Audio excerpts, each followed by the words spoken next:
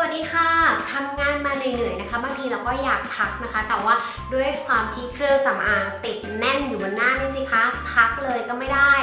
แล้วมันคือถ้าไม่ล้างออก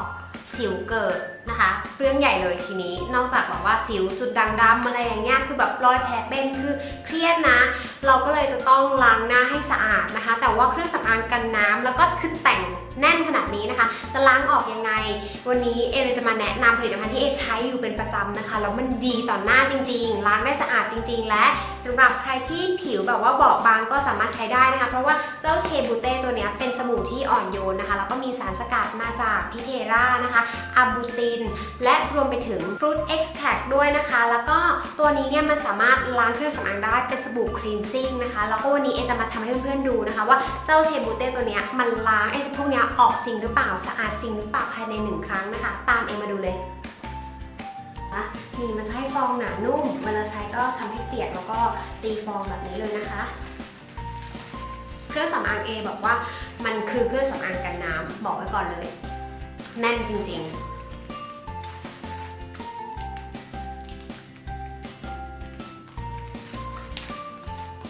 ฟองมันจะแบบนุ่มมากนะคะ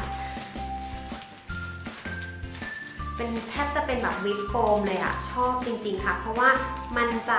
ลดการเสียดสีมันจะช่วยลดการเสียดสีนะคะของมือเรากับผิวหน้านะคะไม่ให้เกิดการอักเสบของผิวนั่นเองค่ะ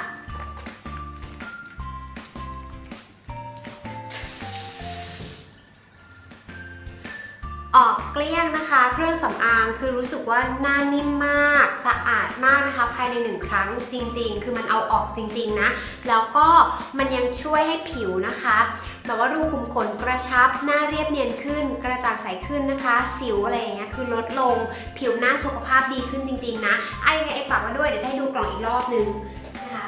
นี่คือเชบูเต้เป็นสบู่ที่